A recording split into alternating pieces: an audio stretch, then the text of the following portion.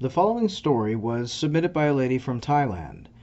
English is not her first language, but she did her best to write to us in English, and I did my best to restructure the paragraphs, so please be understanding to her, as she is a victim and made every effort to share her story with everyone.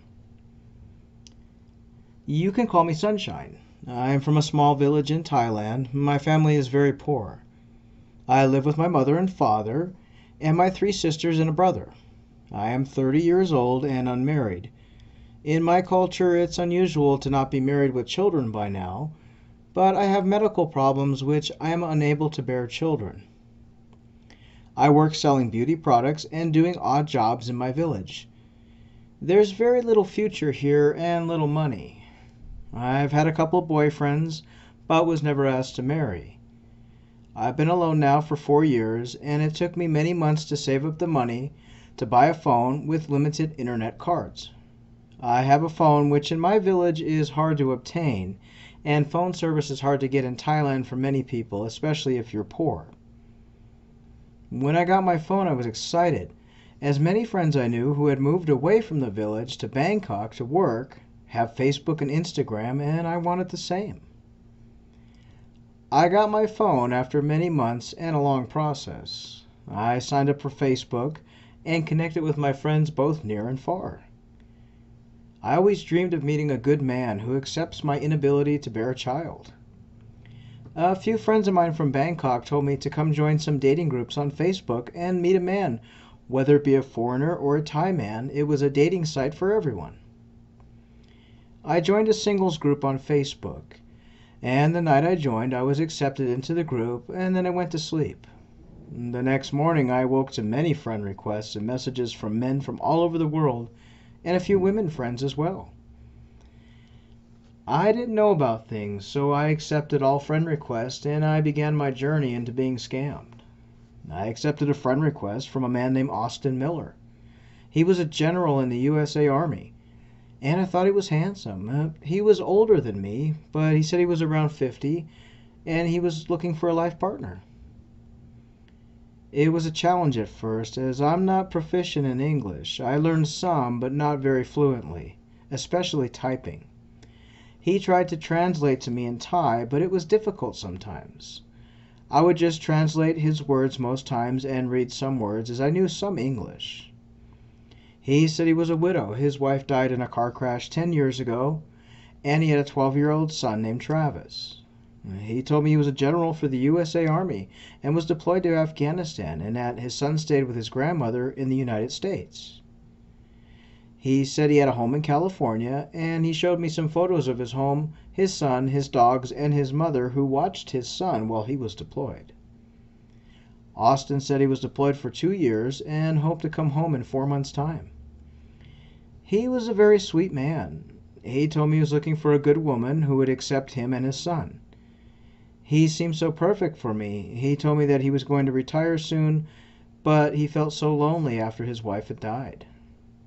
We would chat on Facebook for a long time, and then he asked me to join WhatsApp, and everything felt great. We could text on WhatsApp, but I was very shy, and he wanted me to call him on the phone, so one day I did, but my English is not great, and I would just laugh. He then video chatted to me, but only for a few minutes. He said he was in the war zone and couldn't speak on video, but just shortly. The screen was frozen, and I could only hear his voice for a few moments. I thought he was true because I'd seen him on camera, but I was later explained that it was a video recording being played to me. We spoke only once on video chat, but we spoke a few times on voice chat. He said due to the war zone, though, he couldn't talk very long on voice chat, and I didn't want to get him in trouble. So we texted on WhatsApp most times. He always sent me a photo of love hearts, and I was always on his mind. I confessed to him I'm unable to bear children, and let him know that. But he said we could be a family with his son, and it didn't matter to him, that he really liked me, and that he can't wait for his son to meet me. Well, I was overwhelmed with joy. We spoke every day, but over time I couldn't afford to keep my internet and phone costs going. I let him know what was going on, and he said once he retired he would come to my country in Thailand and marry me. I did my best to keep my phone on. We spoke for a couple months, and on month 3, he said he was getting ready to retire. He told me that I was to be his wife, and he wanted to make the marriage official when he came to see me. He showed me a photo of his retirement pension money, where he would be getting when he finished the mission and he retired. It was nearly $4 million. He begged me to keep in touch with him, and I worked harder to save money to pay for my phone and internet. It's a little different in my village, and it's not easy to make money to pay for these things. But he meant the world to me, and I really loved him.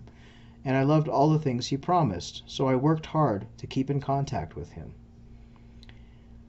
I thought he would come here, get me, and take me away from my poverty and my sadness. But before I met him, I was in such despair. My only option to make money to survive would be going to Bangkok to work with some old school friends who work in the big city at the bars, but I did not want that kind of life. If you're not aware of what happens in Bangkok at the bars, some of my friends sell themselves for money. During the time I talked to Austin, I told him I lived in a small room and my entire family was here. My parents knew that I had met him online.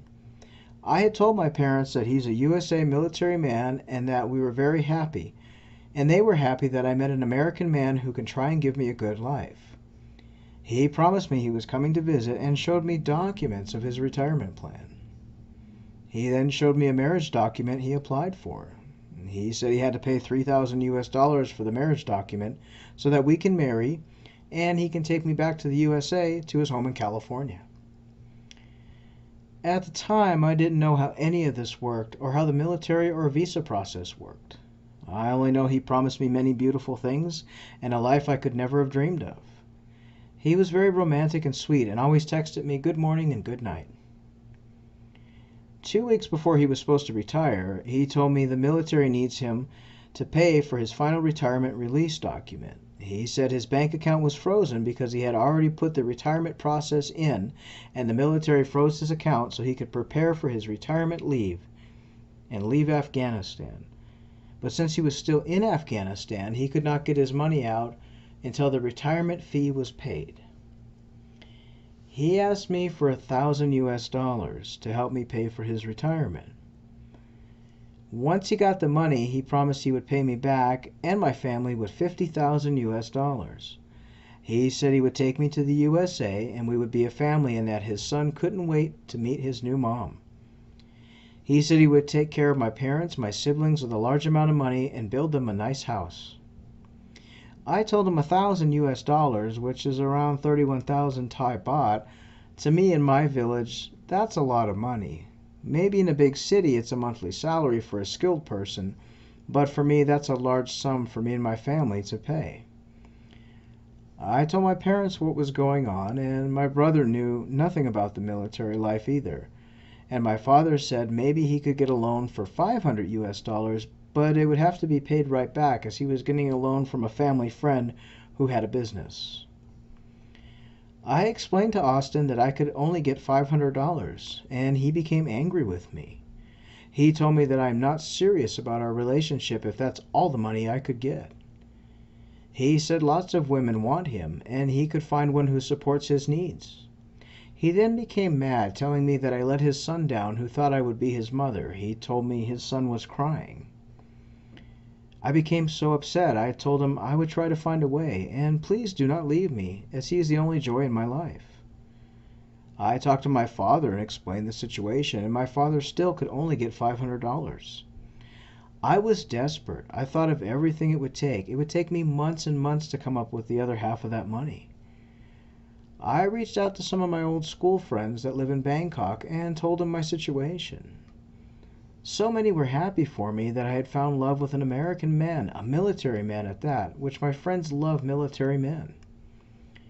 A couple of my friends got together and they were able to loan me the money together to make up $500. It was very kind of them, but I had to make sure that Austin paid them back within a couple months as the money was for their future, their rent, their lifestyle. I let Austin know I got the money together and asked him how to pay the military. He told me that since he was in Afghanistan, the military agent closest to him was in Lagos, Nigeria, which was where the United Nations held military retirement facilities. Austin gave me instructions on where to send the money and where it needed to go. I had a friend help me to transfer the money as I don't have a bank account, and it was a bank transfer to a bank in Nigeria to a man who was in charge of the retirement facility for the Army. I was to take a picture of the bank transfer after and send it to the man whose account is accepting the money. Austin gave me this man's WhatsApp number with a +234 country code. The transfer was done. I let the man know by sending him a photo via WhatsApp, and I let Austin know. Austin said he would be home soon and then fly to Thailand to pay my family and bring me to the USA. He told me to pack my bags.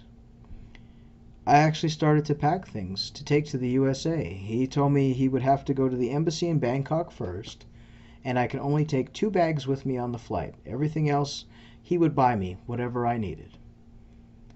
My family was excited for me, and I was excited to see Austin. I showed everyone a photo of him, and Austin showed me a photo of a ring that he got me. I was losing my mind with joy and happiness. Austin told me he landed in the USA, and he would have a meeting with the military team before he would fly out to Bangkok. He sent me a photo of him standing outside his home and said he was very happy to be back in the USA and can't wait to see me. He showed me a copy of his flight ticket, which I later found out was fake. He asked me if I could arrange to come to Bangkok to meet him. My heart sank as I knew I wanted to, but I don't have that kind of money, and no one I knew would be willing to drive me that far. It's a long journey from my village. I explained this to Austin, and he told me not to worry. He would send private transportation to pick me up in my village and ask for my address where I lived, and told me on a certain day to wait for my drive to take me. I packed my 2 bags the night before, excited to start my journey and marry this man. My family had a special dinner to celebrate my leaving. Austin told me he was on his way to Bangkok, and he would text me when his flight arrived, and he was sending a transport to get me in the morning and to be ready. I waited for his text and waited for the transport to come. Austin never texted me, and hours went by after his flight when he was supposed to have arrived. I then get a call from a man named Mr. Temitope, who told me he was with the security force in Lagos, Nigeria, where Austin had paid for his retirement. He told me Austin left before finishing his mission and has been arrested at the Bangkok airport, and he needs to pay $5,000 to the military holding agent as he violated military protocol. I was shocked and crying. I begged them to let him leave. He did nothing wrong. We paid the fee, but Mr. Temitope told me Austin would go to jail if he or his wife did not pay the money. I asked him if he knew about the car coming to get me and bring me to the airport, and he said there will be no car as Austin is a fugitive, and me being his wife need to repay the money or I too will be arrested. I was upset. I panicked and started to scream and cry. I asked him how to pay. What can I do? I have no money. He told me to take out a loan. He became angry and told me to sell my body on the street to earn the money to pay for Austin's release. I called my closest friend who helped loan me the money and told her what happened. She lives in Bangkok and asked me about his flight number and arrival. She has friends that work at the airport. I sent her his flight ticket that he had shown me, and my friend had her friend verify that it's a fake ticket. She asked me to send photos of Austin, and she went online and found out who the real man is. She said she thinks I've been scammed. I broke down and looked at the pictures of Austin she sent me, showing that he's a married man who lives in Hawaii, not California, and no one had been arrested in Bangkok airport for such violations. There's no such thing. She sent me some news stories about scammers and says she thinks that we've been tricked by this person.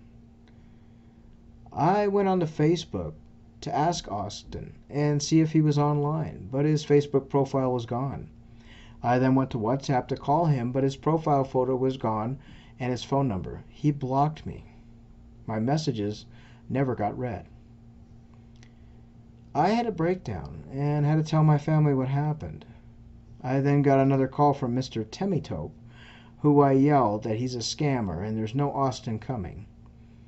Mr. Temitope called me all kinds of names and told me that I was worthless, useless, and I should sell my body, and that's all I'm good for, and he hung up. I knew then I was a victim of the scam. I've taken WhatsApp off my phone, and I still got lots of friend requests on Facebook for military men, but I know they're all fakes and liar profiles. My family were unable to pay the loans back quickly, and it's ruined our lives. I'm in debt and working nearly day and night to try and pay back my friends. My father at his age has taken on more work to pay back the loan. We go without food some nights just to make loan payments, and the scammer has ruined my entire life. I feel hopeless now, and I now will never find a man. I will be working day and night for years to come to pay off my debt. Please don't fall for a military man online. It will be a fake, and it'll ruin your life. Thank you. We'd like to thank this lady for sharing her story. Unfortunately, with scammers, it's all about the money, and they don't care who they hurt. If you'd like to share your story, you can find us on Facebook under the page Scamming Scammers Action, or drop us an email, scammingscammers@gmail.com. We will verify your story prior to narration. Your story might help others in their healing process as well. Thanks for listening.